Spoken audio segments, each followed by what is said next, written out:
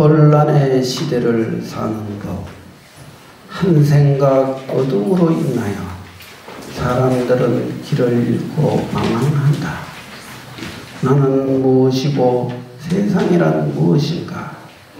혼돈 속에 살아가는 사람들, 소중한 정신적 가치를 잃어버렸다. 대전환 시대를 맞이한 오늘날 우리는 지금 어디에 있는가?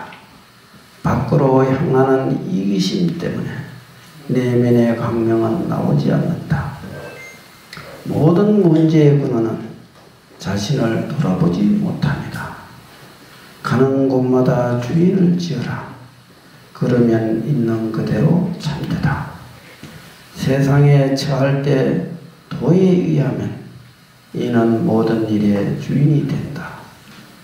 시대를 따라가면 근본을 잃고 대의에 의지하여 세상을 보면 하는 일마다 진실하고 어떤 현상에도 안락하다. 이렇게 오늘 본문의 주제에 대한 서시를 읊어봤습니다. 우리 불교가 우리나라에 전해진 지 1700년이 되었고 이제 며칠 안 했으면은 4월 초파일 2569년이 된 그 초파일이 되겠습니다. 시대를 흔히 구분할 적에 정법, 상법, 말법 이렇게 구별을 하기도 합니다. 이것은 경전에 나와 있습니다. 정법이라 하는 것은 부처님의 그 법이 쭉 전해지는 그런 진실한 그 마음과 마음으로 전하는 위심전심이라고 그러죠. 그것이 정법 시대를 천륜으로 하고 상법 시대는 모양이 있는 불교다. 모양과 형식을 어느 정도 갖췄기 때문에 어느 정도 정법의 기운이 좀 남아있는 시절입니다. 그 상법이 천륜으로 보고 있습니다. 말법은 천륜입니다.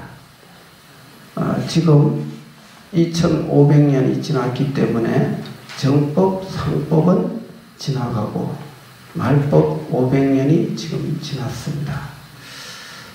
정법에는 6조대사까지가 33 전등조사, 부처님의 그 법을 가섭존자로부터 안한존자, 상나하수, 우파국다 이렇게 쭉 내려오다가 28대 조사인 달마대사가 인도에서 중국으로 와서 해가 3조 성참, 4조 도신, 5조 홍인, 6조 해능대사까지가 정법 시대로 볼 수 있습니다. 왜냐하면 부처님의 법과 이발이 그대로 전달되어 있기 때문에. 그래서 대략 부처님 열반 후 한 천년이 되는 겁니다. 6조대사 이후에 법이 중국 천하에 많이 이렇게 전달이 되어서 그것은 교리가 아니라 마음법을 전달한 거죠. 선종이 그 6조로부터 시작된 선종은 중국의 오종가풍을 만들었고 거기서 우수한 조사들이 출연을 했죠. 상법 초기라고 봐야죠. 상법 초기는 정법 천련의 그 기운이 꽃을 피운 시기다 이렇게 볼 수가 있죠. 특히 그 6조에 손벌되는 마조 도신대사 또 그 다음에 석두 시천선사 이 두 분의 영향력으로 중국에서는 오종가풍이 중국 천하에 모든 수많은 도인들을 배출했습니다. 그리고 상법이 천년을 지나가고 조선 우리나라로 치면 서산대사까지를 상법으로 볼 수가 있습니다. 왜냐하면 서산대사에게 법을 받은 사람이 약 40명 됩니다. 법을 인가받은 사람이. 그 이후로 제자들 몇 사람한테 법이 전해지고 그 이후로는 한성지한대사라고 하는 도인이 나온 뒤로 법이 끊어졌어요. 그래서 그때부터 말법으로 치는 겁니다. 말법은 상법은 모양이 있지만은 모양을 통해서 어느 정도 정법이 살아있는 시절이다 이래 볼 수가 있습니다. 모양상장 모양은 갖췄다. 그런데 말법에는 형식도 갖추기가 어려워요. 그리고 말법에는 도인 출현이 잘 안 되고 있습니다. 오늘날 한국 불교가 경호 스님 이후 지금까지 100년이 지났는데 100년 동안에 경호나 해월, 수월 같은 그런 큰 도인을 배출하지를 못하고 있어요. 전국 선방이 100곳이 넘고 거기에서 수행하는 스님들이 2000명이 넘습니다.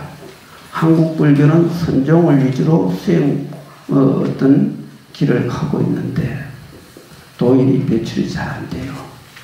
말법의 특징은 생활불교라고 볼 수 있습니다. 일본은 이미 오래전부터 생활불교가 정착되어서 스님들이 결혼도 하고 사찰에서 생활불교로 이렇게 잘 자리를 잡았는데 우리 한국 불교는 생활불교가 되려면 법사제도가 활성화되어야 돼요. 그래야만이 생활불교가 되는데 생활불교가 될 수 있는 그런 제도는 안 돼 있고 내용적으로는 생활불교로 흘러가고 있어요. 이게 불교의 발전에 큰 장애가 되는 거죠. 불교가 발전하려면 이 시대에는 생활불교가 이루어져야 된다. 스님들에 의해서 불교가 전달하는 시기는 이제 지났다는 걸 나는 알 수가 있습니다. 현재 전국의 포교당과 불교대학이 많이 있지만은 이것이 결국은 불교가 스님들의 어떤 전달되는 그 과정에서 일체 모든 불자들이 다 불교의 가르침을 배우는 길로 지금 나아가고 있거든요. 그렇다면은 이 시대는 이제 생활불교로서 불교의 생활화가 이루어져야 된다. 그래야만이 생활 속에서 불교를 실천하고 또 수행을 통해서 안심, 인명처를 얻을 수가 있다는 거죠. 그래서 오늘 이렇게 불교대학에서 이렇게 오랜 전통을 가지고 있는 경북불교대학에서 이렇게 하는 것은 참 이 미래 불교를 위해서 아주 바람직하다 이런 생각을 하게 됩니다. 그래서 오늘 본문의 주제는 혼란의 시대를 사는 법. 이 말법이 되면은 정확하게 그 자리를 바로 들어가야 되는데 이것이 정리가 안 되면은 혼란의 시대를 일으키게 되죠. 지금 모든 이 사회의 모든 현상들이 혼란의 시대로 사람들은 생각합니다. 이 혼란은 어디에서 생겼느냐? 그것은 정견이라 바른 견해를 잃어버렸기 때문에 그렇습니다. 이 오탁악세라는 말이 있는데 5가지 흐린 세상. 거기에도 보면은 업탁, 견탁 이렇게 나오죠. 견탁, 견해가 흐리다 이렇게 나와요. 견해가 흐리면은 행위가 흐려지고 중생의 마음이 병이 들고 번뇌가 지승하게 되고 그러면 생활이 흐려지겠죠. 명탁은 생활이 흐리다는 뜻이에요. 그러면은 이렇게 5가지 오탁이 결국은 인생의 삶을 전체를 흐리게 하는 시대다 이렇게 볼 수가 있죠. 이제 우리는 이 흐린 시대를 맑히는 길을 찾아야 돼요. 그것이 오늘 우리 불자들이 공부해야 될 부분이다 이런 거죠. 이 한 생각 어둠으로 인하여 사람들은 길을 잃고 방황한다고 했습니다. 사람들이 길을 알면은 방황하지를 않습니다. 길을 모르기 때문에 이 길이 맞는지 틀린지 이렇게 혼란을 가지게 됩니다. 그런데 여기서 우리가 생각을 해야 되는 것은 바른 견해라는 게 그럼 어디서 나오느냐? 불교의 교리적인 지혜를 배운다고 해서 바른 견해가 나오느냐? 그렇지는 않습니다. 만일 그 견해가 바른 견해라고 학자들이 만일 그렇게 말한다면은 불교 학자들이 다 그러면 정견을 가졌다 이렇게 볼 수 있잖아요. 그런데 정견을 가지게 되면은 바로 중도의 이치를 보게 되고 바른 그 생활과 바른 견해라는 것은 생활과 수행과 내 몸과 마음을 잘 다스리는 그 바탕에서 정견이 나오거든요. 그래서 이러한 정견을 갖기 위해서 우리는 먼저 내가 내 자신을 돌아볼 줄 알아야 돼요. 사람들은 경을 배우던 모든 것을 전부 내 마음속에서 바로 보는 눈을 갖고 있어야 되는데 그러지 못하고 대상을 쫓아서 자꾸 뭔가를 알려고 하는 그런 습을 갖고 있습니다. 이 지식이라고 하는 것이 내가 실천을 하는 데서 바른 견해가 나오지 실천하지 않는 지식은 그건 또 번뇌로 이어지는 수가 있어요. 번뇌로 이어졌을 적에 실천력은 오히려 떨어질 수가 있거든요. 그러면은 아는 것은 의미가 없어요. 우리가 육권, 육식, 칠식, 팔식 이렇게 구별하기도 하죠. 육식이라 하는 것은 우리가 현재 사용하는 안이미술신이 육권을 통해서 분별하고 생각하는 그것을 이제 육식이라고 하고, 칠식은 좀 더 깊은 마음이 고요하고 맑은 상태에서 지혜가 나옵니다. 그것을 칠식이라고 하고, 그 칠식에서 우리가 바른 실천을 가지고 생활에 임했을 적에 거기서 나오는 정견이 이제 바른 중도의 정견이다. 어느 한쪽에 치우친 것을 보는 게 아니라 양쪽의 그 견해에서 떨어지지 않고 마침내 중도라는 것은 선과 악을 뛰어넘은 경계다. 이렇게 볼 수 있죠. 선에 집착하면은 선이 아니라 또 불선으로 이어질 수 있어요.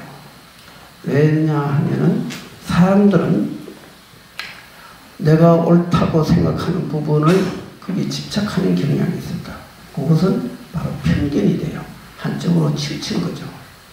그러면 선의 어떤 그 현상은 어디서 나오느냐 하면은 악에서 선이 나오는 겁니다.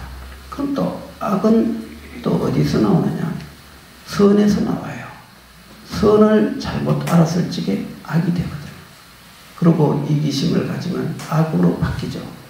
그 이기심이 순수했을 적에는 그게 선이 될 수 있지만 순수하지 못하면 악으로 바뀌는 거죠. 그래서 선은 악을 기초로 하고 있고 악은 선을 기초로 하고 있어요. 선, 악을 뛰어넘지 않고는 우리는 중도 정견을 갖기가 어렵다는 거죠. 이제 우리 불자들은 중도 정견을 갖춰야 돼요. 그러기 위해서는 먼저 두 가지를 닦아야 돼요. 먼저 내 자신을 돌아볼 줄 알아야 돼요. 우리가 불교 가르침들을 자신을 향하는 그 돌아보는 기운이 갖고 있지 않으면은 거기서 정견을 말을 해도 정견이 되지를 않습니다. 왜냐하면은 실천과 체험 속에서 얻어지는 정견만이 확실한 힘을 갖게 되고 거기에 실천력이 또 나오거든요. 그래서 우리는 자신을 돌아보기 위해서 내가 밖으로 향했던 마음을 자기 자신으로 돌려야 돼요. 그러기 위해서는 어떻게 해야 되느냐? 먼저 수행을 해야 돼요. 염불과 참선 이 두 가지는 우리 한국 불교의 근간을 이루는 그 가르침이죠. 그리고 수행이죠. 선은 하두라는 것은 굉장히 직절근원이라 바로 근원에 사무치는 수행법이기 때문에 보통 일반적인 근기들은 닦기가 어렵습니다. 그러나 바르게만 닦는다면 근원 자리에 돌아가는 힘은 아주 강렬하죠. 바르게 닦지 못하면 허송세월이 될 수 있고 번뇌망상은 더 치성해질 수도 있어요. 그렇기 때문에 신라 때 원효대사라든가 의상, 또 고려시대 보조국사, 요연선사, 또 조선시대 때 스산대사, 사명대사 다 염불을 강조한 것은 중생의 근기에 부합되는 기이기 때문에 그렇습니다. 우리가 우리 근기에 맞는 수행을 했을 적에 효과를 보는 거거든요. 아무리 좋은 법이라도 우리가 실천이 안 되면은 그 수행법은 우리에게 큰 힘이 되지를 못해요. 그래서 우리 불자들은 선을 하게 된다면은 선을 할 수 있는 기본적인 자세를 갖고 있어야 돼요. 참선의 가장 기본은 뭐냐? 일체를 텅 비워야 돼요. 그래서 기본적으로 삼독심, 탐진치 이 삼독심으로부터 어느 정도 제어가 돼야 돼요. 삼독심을 제어하지 못하는 바탕에서 하두를 든다면 하두는 사구로 떨어져요. 공부가 내면으로 향하지를 못하고 의식의 체계 속으로 흘러나오기 때문에 깊이 들어가지를 못하는 거죠. 그러면은 할구가 안 되는 거죠. 할구라는 것은 살자, 벌구자, 살아있는 그 공부가 돼야 되는데 죽은 공부를 하는 거죠. 죽은 공부는 뭐냐? 의식 속으로 우리가 공부를 하는 그거는 죽은 공부예요. 초의식, 의식을 초월해야 돼요. 그러기 위해서는 의심을 해야 돼요. 근데 현실에 대한 그 집착과 망념이 치성하면은 그 의식을 뛰어넘지를 못해요. 늘 현실 경계에 끄달리니까. 그러면은 그런 그 기초가 마련되지 않은 수행은 아무리 오랜 세월을 해도 자기 자신을 다스릴 수가 없어요. 다스리지 못하면 어떻게 되느냐? 생활의 집착은 늘어만 나가는 거죠. 좋고 나쁜 그 경계에 빠져서 좋은 것도 초월해야 되는데 좋은 것에 빠지고 나쁜 것을 보면 미워하고, 그런데 나쁜 걸 미워하면은 결국은 그 미움으로 인한 악에 또 빠지고, 또 좋은 것에 대한 집착심을 내면 좋은 것으로 인해서 또 나쁜 것이 생겨나요. 그래서 선과 악은 시계의 추가 같아서 왼쪽으로 갔다가 오른쪽으로 가고, 왼쪽으로 머물 수가 없어요. 왼쪽에만을 머문다면 그거는 고장난 시기죠. 그래서 우리가 선과 악을 뛰어넘지 않고는 이 불행한 현실에서 벗어날 길이 없다. 모든 혼돈의 근본은 내가 내 자신을 돌아보지 못하는 데서 일어나는 것이라면 우리는 자신을 돌아보는 수행을 부단히 해야 되고, 그 부단한 수행이 어떤 것이 나의 수행에 적합한가를 먼저 판단할 줄 알아야 돼요. 그것을 잘 모를 적에는 스승을 찾아야 돼요. 스승은 올바른 스승이라면 중생의 근기에 맞게 가르침을 줄 수가 있습니다. 오늘날 우리 불교가 많이 이렇게 그 교학적으로는 많이 번성하긴 한데 아직까지 부처님의 가르침을 응용하는 데는 많이 부족해요. 부족함으로 인해 갖고 여러 가지 현상에 걸리고 거기에 끄달려서 고통을 받게 되는 거죠. 우리가 수행을 하는 데는 가장 기본적인 것이 내가 아까 말한 대로 먼저 내 자신을 돌아보는 수행이 전제되어야 된다. 그 바탕에서 현실을 보면 현실이 잘 보입니다. 어떤 상황에도 흔들리지 않습니다. 근데 많이 안다고 해서 흔들리지 않는 게 아니거든요. 많이 알수록 머리가 복잡하기 때문에 오히려 흔들릴 수가 있어요. 실천과 안과 이것이 같이 병행을 해야 된다. 알기는 하는데 실천하지 않으면 그 알면 도움이 안 된다. 또 안이 없이 수행을 하게 되면은 그 수행이 빗나갈 수가 있어요. 길을 알고 길을 가는 것이지 길을 모르고 길을 갈 수는 없잖아요. 우리가 아는 것은 수행에 도움되기 위한 것이고 세상을 바로 보고 바로 대하기 위한 것이다. 이렇게 볼 수 있죠. 만일 우리가 세속적인 현상에 대해서 바른 정견으로 대하면은 거기에 우리는 어떻게 살아야 되고 어떤 마음가짐으로 이 현실을 바라봐야 되는가에 대한 지혜가 나오게 돼 있어요. 그러나 우리가 그런 정견을 갖지 못하면은 편견을 이루어요. 편견을 이루어서 옳은 데 떨어지고 그런 데 떨어지고 그러면은 치우친 견해로서 어떻게 내 자신도 구제를 못하는데 세상을 어떻게 구제하겠습니까? 중생구제라는 것이 결국은 불교인의 수행의 궁극적 목적인데 수행을 통해서 내 자신을 먼저 바른 견해로서 자리를 갖추고 그 다음에 중생을 구제하는 것이 불교의 목적이 되는 거예요. 만일 일신의 수행으로 만족하고 중생의 그 고통받는 중생을 외면하고 오로지 개인 수행에만 몰두한다면 이 육체와 이 중생들이 다 세상에 의지해서 살아가는데 중생의 고통을 외면하는데 나의 공덕이 어디 있겠습니까? 그래서 불교에서는 보살도를 가르치는 거예요. 아무리 내 수행이 중요해도 고통받는 중생을 외면하지는 말아라. 중생과 같이 더불어서 우리가 바른 길로 가야 된다. 그러기 위해서 부처님 가르침을 우리는 바르게 잘 배워야 되겠죠. 나는 무엇이고 세상이란 무엇인가? 나에게로 돌아온다면 내가 뭔지를 알아야 되겠죠.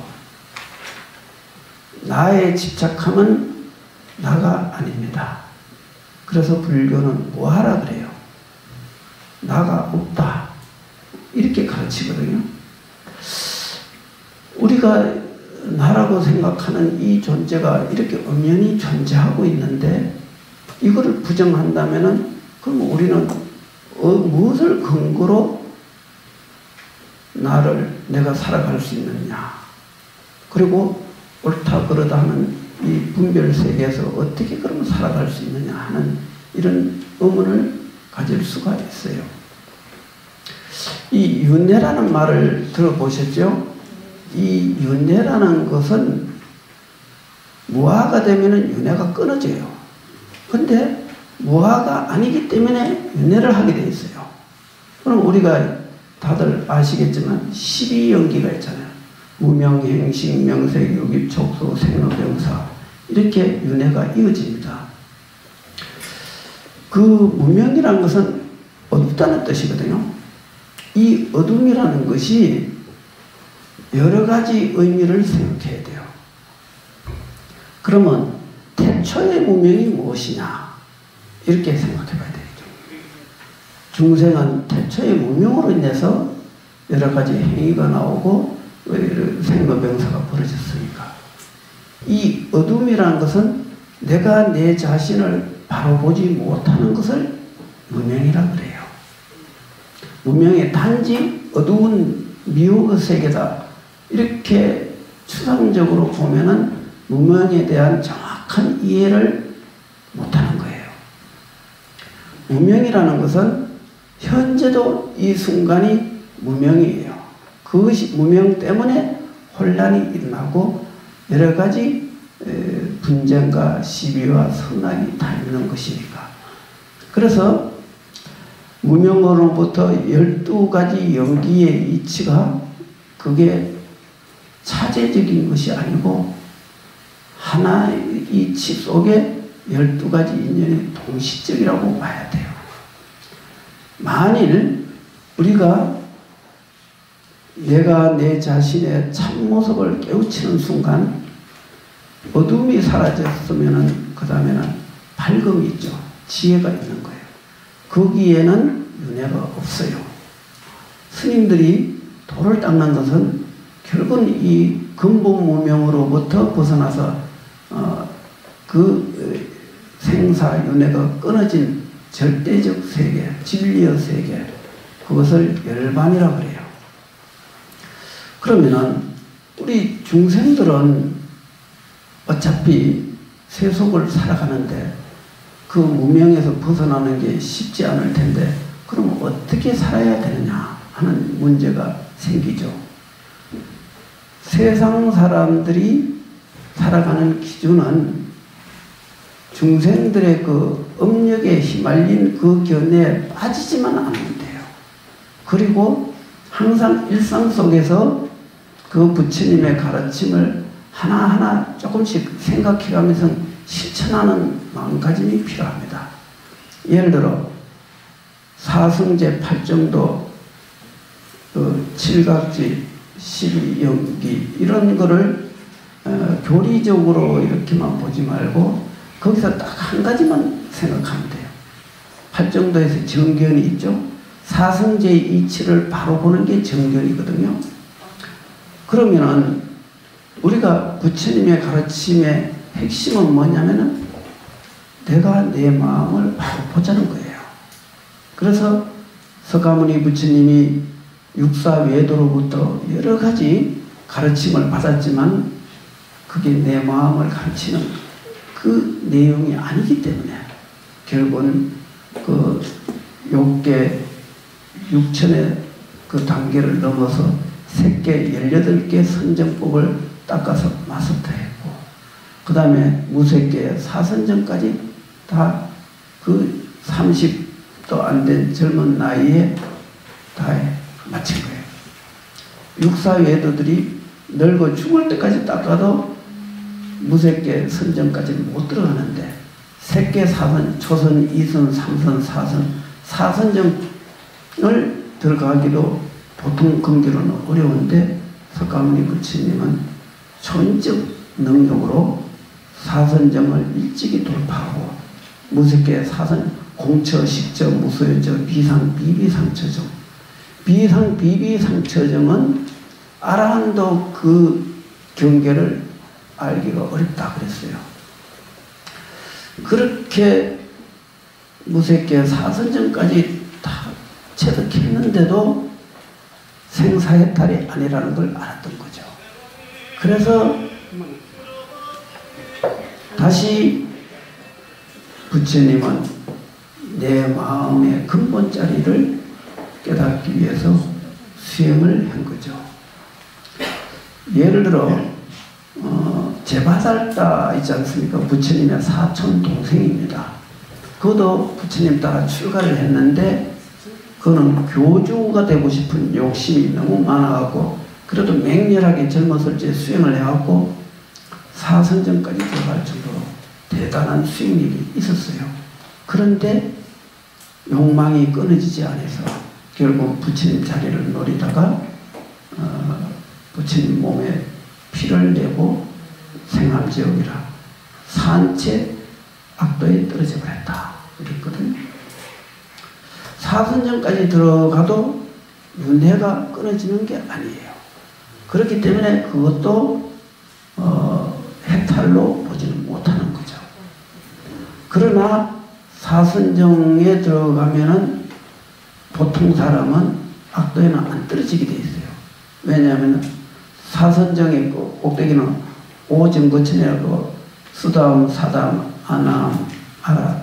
아나함이 죽으면 한번 거기에 오정거천에 태어나면은 그거는 사선정을 돌파한 수행자가 태어나는 곳이에요. 그것도 세계예요. 그런데 아남이 거기서 수행을 해서 무색계를 넘어서서 바로 아라한으로 가는데 거기에서 미혹심을 일으키면은 무색계로 또 들어가요. 그러면 거기 무색계 들어가면 어느 세월에 아라한으로 될지 불보살 가피를 잊지 못하면 아라한 되기가 어려워지는 거죠. 아라한이 돼야만이 생사윤회를 벗어나는 거예요. 그러면은 우리 불자들 입장에서는 어떻게 이 나라는 세계, 이 나라는 세계를 벗어나지 않고는 진리의 세계에 한 발짝도 들어가기가 어려워요. 그래서 불교에서는 이 무아를 굉장히 중요시합니다. 무아, 내가 없다. 그럼 내가 없으면 그럼 지금 말하고 행동하고 하는, 그리고 또 태어나고 죽고 하는 이거는 뭐가 그렇게 그러면 그렇게 하고 있느냐? 그럼 윤회의 주체가 있느냐 없느냐 하는 문제가 또 생겨나는 거죠. 윤회의 주체는 없어요. 왜? 무아니까. 그런데 그러면 윤회는 무엇이 윤회를 하느냐? 바로 우리의 행위에 대한 업식이 따라와요. 그거는 제 8번째 의식으로 이어져요. 8번째 의식을 아레야식이라고 해요. 아레야식은 우리 말로 하면은 종자의식이다 그래요. 종자는 어떤 역할이 없어요. 그냥 때를 만나면은 그게 나타나고 때를 만나지 않으면은 무한정 세월을 지나가도 인연 조건을 못 만나면 그대로 있는 거예요. 그래서 마치 반도체 칩과 같아서 옳고 그러고 좋고 나쁜 걸 오만 것을 다 저장을 할 수 있지만은 그것이 기계를 통해서 나타날 수 있지 그 자체로서는 아무것도 못하듯이 그것은 업식에 해당되기 때문에 그거는 나가 아니에요. 그 아레야식마저도 나가 아니라는 거죠. 나가 아니기 때문에 우리는 다행히 근본 무명을 타파하고 나면 윤회는 끊어지는 거죠. 모든 성인들이 아레야식의 그 경기에 떨어지지 않기 위해서 초월적 수행을 해야 돼요. 그게 바로 참선이요, 염불이에요. 염불은 어떻게 할 수 있느냐? 염불은 내가 이 나의 본래 성품자리가 바로 부처라는 사실을 역력히 믿어야 돼요. 그게 첫째 전제 조건이에요. 왜냐? 관무량승행에 보면 적심, 시심, 시불이라고 그랬어요. 정토 삼부경에 나옵니다. 이 마음이 곧 부처다 그랬어요. 이 마음이 곧 부처라는 말은 한경에서는 뭐라고 그랬느냐? 마음과 부처와 중생이 시삼 무차별이다. 이 세 가지는 차별이 없다 그랬어요. 그게 바로 시심시불이요 마주대사가 말한 적심적불, 마음이 곧 부처다 그 뜻이에요. 적심적불이고 시심시불이기 때문에 우리는 반야심경에서 뭘 배웠습니까? 색적시공, 공적시색이다 이렇게 말을 하죠. 색은 현상을 말해요. 공은 그 모든 이치의 근본 바탕을 말해요. 그래서 그걸 마음이라 그래요. 근데 마음도 우리가 혼동하는 부분이 있어요. 우리가 현재 이 생각하고 보고 기억하고 저장하고 하는 거는 이게 불교에서 말하는 우리의 근본 자성은 아니에요. 요거는 업식의 작용일 뿐이에요. 요거는 불교에서 말하는 마음은 그게 아니에요. 이 우리의 부처와 중생이 둘이 아니고 번뇌와 보리가 둘이 아니라는 그 불이, 둘 아닌 이치의 경계는 바로 그 색적 시공, 공적 시색의 도리와 같은 거예요. 그러면 이것은 생멸하는 것을 보는 것은 중생이 보는 거지 생멸 그 자체가 바로 열반이요 깨달음이요 부처예요. 그것을 떠나서 따로 부처가 있는 게 아니라는 거죠.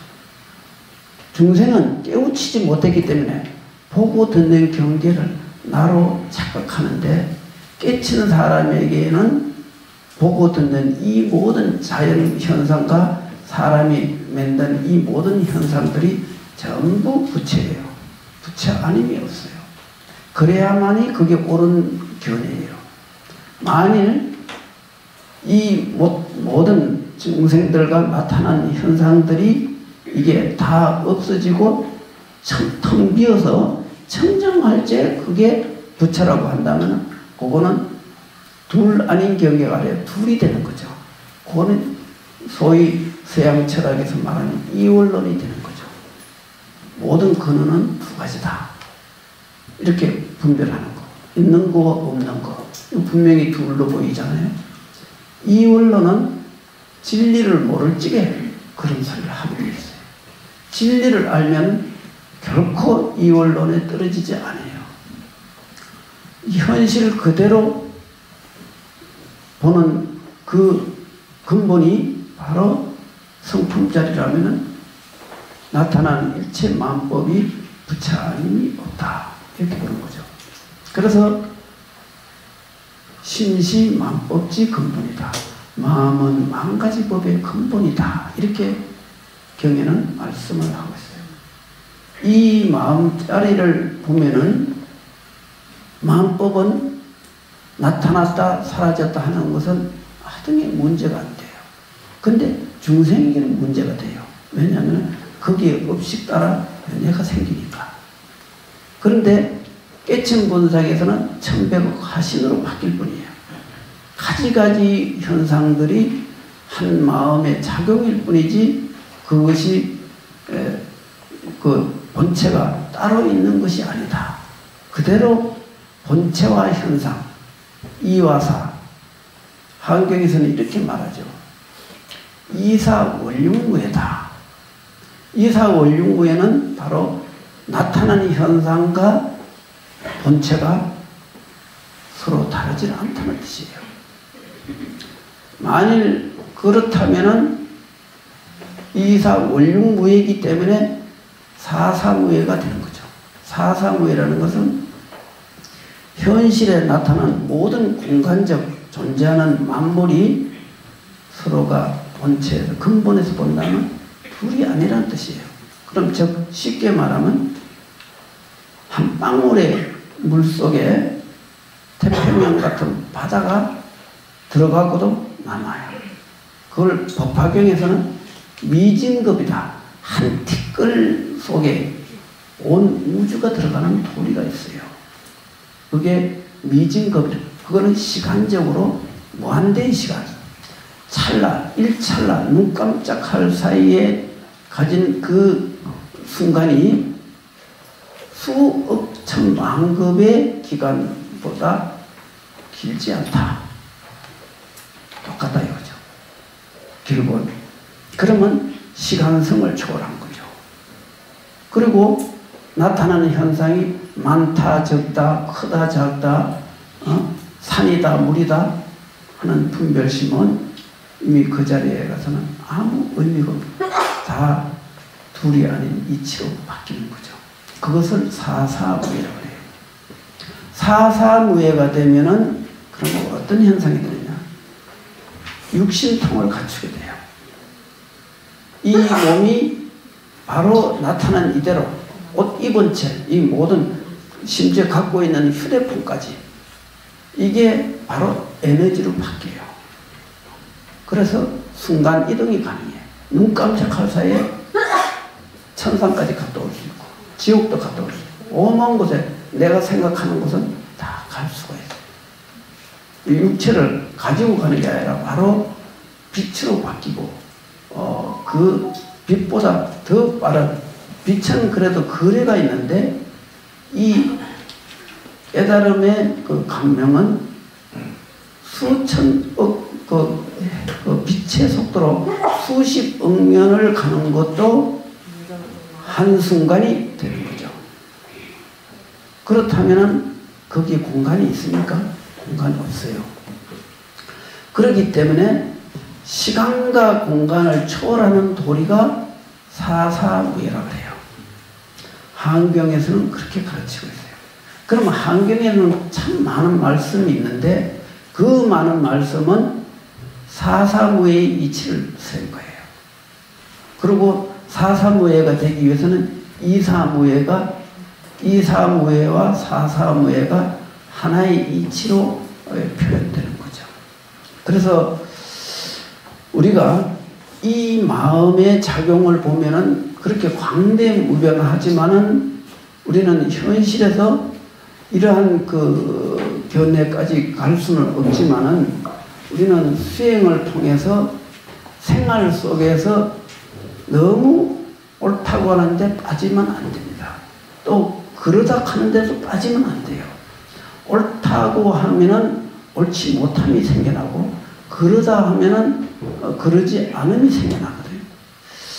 이 선악 시비의 경계에서 좀 자유로워야 돼요. 내가 내 마음을 찾아가는 길은 이 모든 편견과 그런 데 빠지지 말아야 된다는 거죠. 이것을 정견이라고 해요. 바른 견해다. 그렇다면은 우리가 지금까지 따지고 오만 시비를 하는 이 모든 경계가 얼마나 잘못된 견해라는 걸 알 수가 있죠. 그러면은 어떻게 되겠습니까? 여유가 생기는 거죠. 더 이상 현상 경계에 절대적으로 현상이 아니라는 걸 알기 때문에 그 현상에 빠지지 않는 거죠. 이렇게 내가 내 자신의 참모습을 돌이켜보기 위해서 이러한 마음가짐을 가지고 내가 수행을 한다면 어떤 수행에도 흔들리지 않고 바로 곧장 무아의 경지로 갈 수가 있다. 우리는 내가 내 자신의 소중함을 알아야 돼요. 이 세상에서 아무리 많은 가르침이 있다 해도 근본으로 들어가면 결국은 이 마음 안으로 돌아갑니다. 우리는 이 마음을 함부로 생각하면 안 돼요. 이건 굉장히 중요한 문제입니다. 내가 내 자신의 참모습을 깨우치는 것, 그것을 가장 가치 있게 볼 적에 그 사람은 진인이 될 수 있어요. 가짜 인생이 아니고 진짜 인생이 된다는 거죠.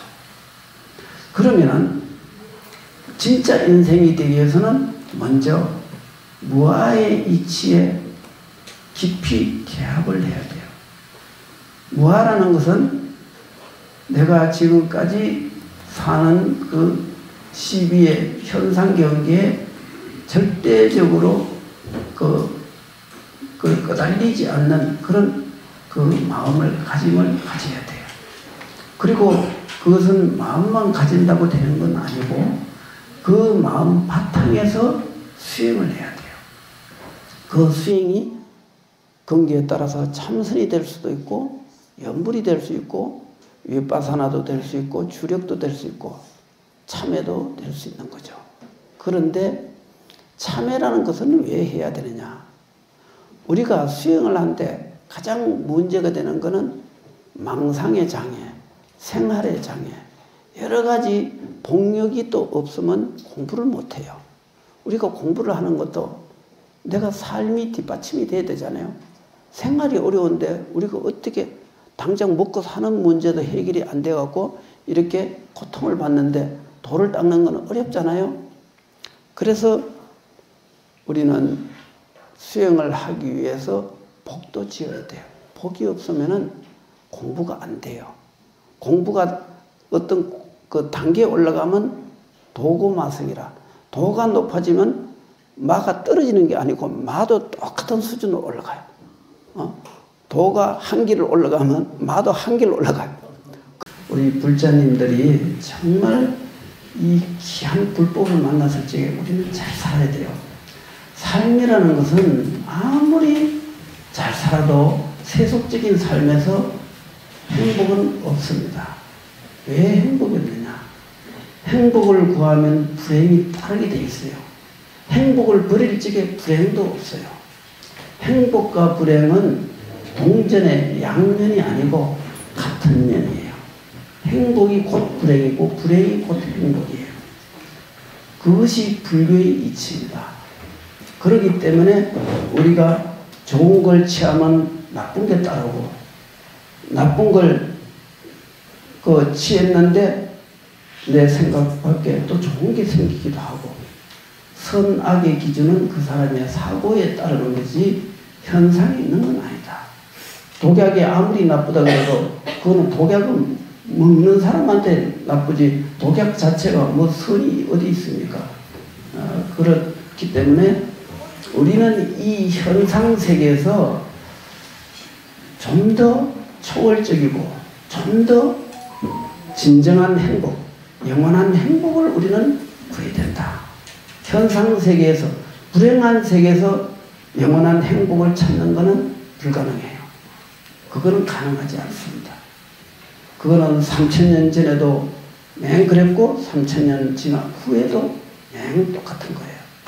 그렇다면 이제 우리는 진정한 행복을 위해서 부처님 가르침을 잘 이해를 해야 되고, 그 가르침을 배운 것으로 만족하면 안 됩니다. 그러면 집에 돌아가면 다시 또 어두운 마음이 또 생겨나요. 그러면 언제부터 무명, 행식, 명색 이렇게 생로병사를 끊임없이 반복할 거냐.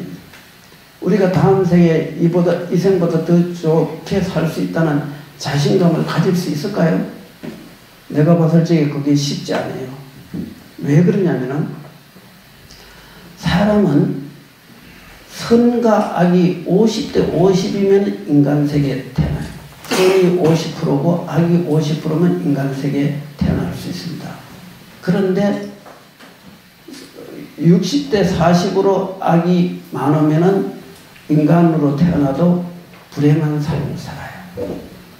70대 30으로 악이 많으면은 축생으로 가요. 그거는 축생들이 지능이 한 50 정도 되잖아요. IQ가. 그러니 그 50% 그 수준의 그 IQ 50이 될 정도면은 그거는 이 똑똑한 개나 고양이 정도 되거든요. 사람이 IQ를 그 정도로 가면은 인간복 받기가 힘들어요. 그거는 거의 바보급인데, 그렇다면은 사람이 일생을 살면서 50대 50으로 사는 게 대부분일 수 있어요. 보편적으로. 그러면 인간으로는 태어나겠죠. 그렇지만 태어나서 좀 좋지 못한 이웃과 가까이 하다가 악독을 짓고 이상한 종교, 사이비 종교에 빠져갖고 인생을 완전히 곤두박질 치는 경우가 허다하거든요. 그러면 우리가 다음 생을 어떻게 믿을 수가 있겠어요? 이 생에 우리가 좋은 이렇게 이 부부들을 이렇게 만나서 우리가 공부를 할 수 있는 건 이건 정말 소중한 인연이죠. 이런 인연이 있을 적에 여기에서 우리는 방심하지 말아야 돼요. 앞으로 10년 후, 20년 후도 우리는 좋겠지. 이렇게 생각하면 절대 안 됩니다. 앞으로 10년 후면 여기 계시는 분들이 나이 70이 넘었고 80대면은 그때 내가 뭐 좀 잘해보려고 한들 몸뚱아리가 다 망가졌는데 뭘 하겠습니까? 내가 조금 10년만 젊어도 난 이거 다 할 수 있는데 그거 후회한들 아무 소용없어요. 우리는 조금이라도 젊었을 적에 우리는 우리 자신들을 위한 분명한 행복의 길로, 영원한 행복의 길을 우리는 가야 돼요. 언제까지 좋은 시절이 계속되지는 않는다는 거죠.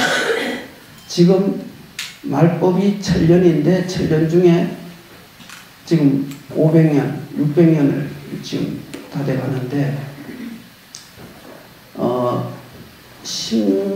한 100년, 200년, 한 300년 후에 이 지구상의 인구가 80억을 넘었을 거고, 그러면은 지금 이런 지구의 삶의 방식으로 계속 지구가 존재할 수 있을까요?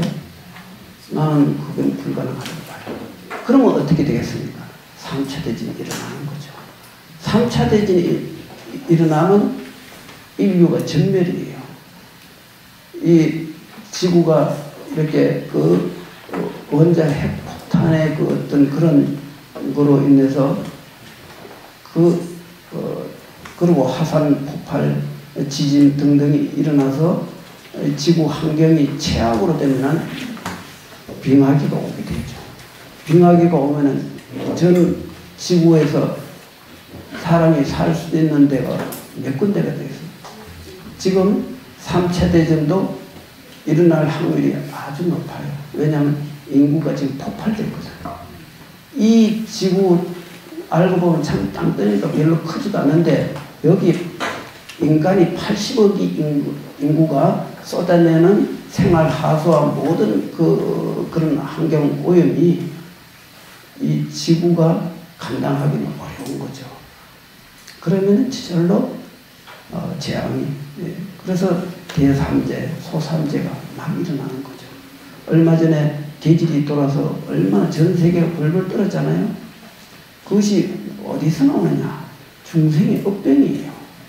근데 앞으로 그보다 더 훨씬 10배, 100배 심한 그 질병급, 도병급은 3차 대전을 말하고 질병급은 그런 그 병이 전염병 같은 게 오고 그 다음에 그 천재지변이 일어나는 그런 그 재앙이 일어나고 이 삼재가 일어났을 적에는 우리는 그때는 수행하기가 어려워요.